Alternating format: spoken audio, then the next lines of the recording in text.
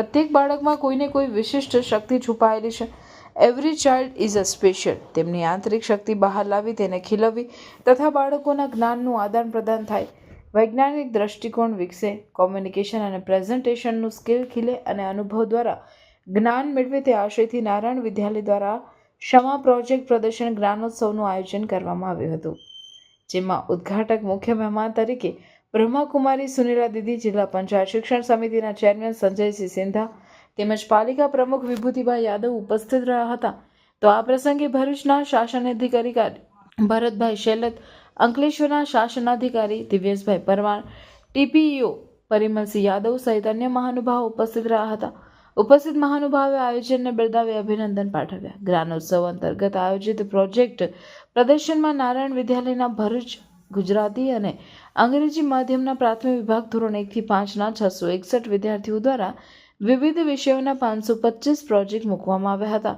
આ પ્રોજેક્ટ પ્રદર્શનનું ઉપસ્થિત મહાનુભાવો સહિત વાલીઓ અને અન્ય આમંત્રિતોએ મુલાકાત લઈ વિદ્યાર્થીઓને પ્રોત્સાહન પૂરું પાડ્યું હતું.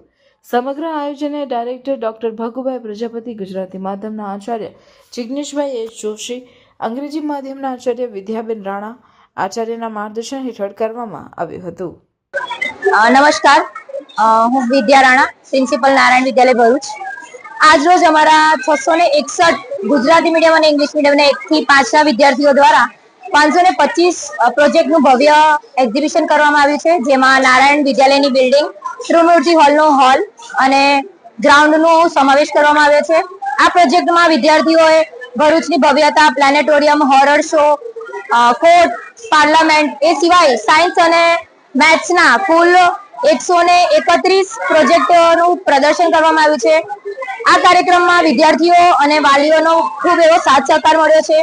આ પ્રોજેક્ટમાં વિદ્યાર્થીઓનું મોટિવેશન વધે, એ લોકોને બોલવાની સ્પીચ વધે અને એ લોકોનો સ્ટેજ ફિયર દૂર થાય, એ આશયથી આ પ્રોજેક્ટ એક્ઝિબિશન કરવામાં આવ્યું છે.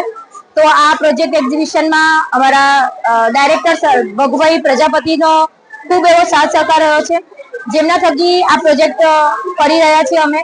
તો આપ સૌ આ પ્રોજેક્ટ નિહાળો અને અમારા વિદ્યાર્થીઓને પ્રોત્સાહન આપો, એ બદલ આભાર. Thank you.